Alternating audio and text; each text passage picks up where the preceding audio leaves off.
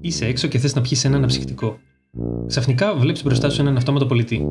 Διαλέγεις το αναψυκτικό που θέλεις πληκτρολογώντας ένα συγκεκριμένο κωδικό, βάζεις σε μια σχισμή τα χρήματά σου και μετά από μερικά δευτερόλεπτα έχεις το αναψυκτικό και τα ρέστα σου. Αλλά ένα λεπτό. Τι έγινε μόλις? Είναι μέσα σε αυτό το κουτί κάποιος που κάνει το 8ωρό του για να σμπρώχνει κουτάκι και να αφήνει ρέστα? Το ξέρεις πως δεν είναι έτσι. Τότε, το μηχάνημα αυτό έχει νοημοσύνη? Τι είναι νοημοσύνη? Συμφωνούμε πως ο άνθρωπος είναι νοήμονον. Τι γίνεται όμως με την υπόλοιπη φύση και τι συμβαίνει με τις τεχνολογίες του σήμερα που χαρακτηρίζουμε ως έξυπνες? Αρκετοί φιλόσοφοι υποστηρίζουν πως ο άνθρωπος είναι το μόνο όν που έχει νοημοσύνη. Όπως ο Ρενέ Ντεκάρτ με τη διάσημη φράση «Σκέφτομαι, άρα υπάρχω». Φυσικά, πολλοί θεωρούν πως και τα ζώα έχουν νοημοσύνη από την εποχή του Αριστοτέλη και του Πυθαγόρα μέχρι σήμερα. Σήμερα, κάποιοι χαρακτηρίζουν ως νοημοσύνη την ικανότητα αντίληψης και κατανόησης στο πώς λειτουργεί κάτι.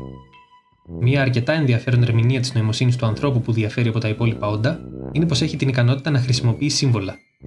Μέχρι σήμερα δηλαδή, είμαστε σίγουροι πως αν βρούμε σύμβολα σε κάποια σπηλιά, τα έχει αφήσει κάποιος άνθρωπος. Με τα σύμβολα αυτά, ο άνθρωπος καταφέρνει να κωδικοποιήσει πληροφορίες και να τις αποθηκεύσει, να τις μεταφέρει ή να τις ανταλλάξει. Οπότε, ένα μοντέλο τεχνητής νοημοσύνης καταλαβαίνει όντως τι συμβαίνει και έχει όντως νοημοσύνη. Τι θα πει τελικά αυτή η λέξη? Ας προσπαθήσουμε να καταλάβουμε λίγο καλύτερα τι συμβαίνει με ένα απλό πείραμα. Φαντάσου ότι βρίσκεσαι σε ένα δωμάτιο και η μοναδική επικοινωνία με τον έξω κόσμο γίνεται μέσω μιας λεπτής σχισμής, από την οποία όμως μπορεί να περάσει μονάχα ένα χαρτί. Έστω λοιπόν πως δεν γνωρίζεις κινέζικα.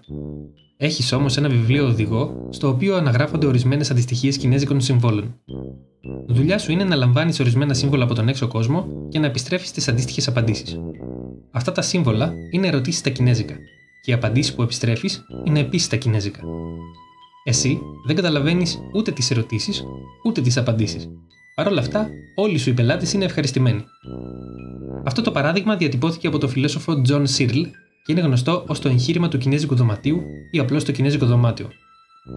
Ο Searle μέσω αυτού του πειράματος θέλει να υποστηρίξει πως δεν είναι εφικτό να κατασκευαστεί μια συνειδητή τεχνητή νοημοσύνη, καθώς το πρόγραμμα είναι αυτό που κάνει τον υπολογιστή να συμπεριφέρεται με αυτόν τον τρόπο και φυσικά ο ίδιος δεν διαθέτει ούτε μυαλό ούτε δυνατότητα κατανόησης των όσων κάνει.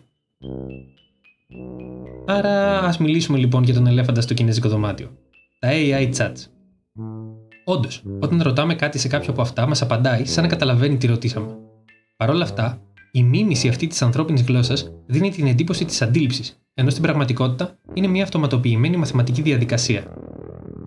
Οπότε η τεχνητή νοημοσύνη καταλαβαίνει όντως τι γίνεται, ή απλά συμπεριφέρεται με τέτοιο τρόπο όπου δίνει την εντύπωση της κατανόησης?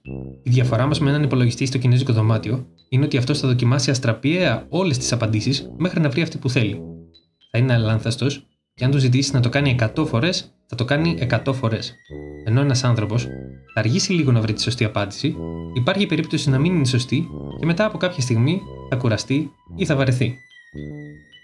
Τελικά, ο υπολογιστής αυτός που χαρακτηρίζεται έξυπνος είναι όντως έξυπνος ή απλώς ένας ταχύτατος βλάκας?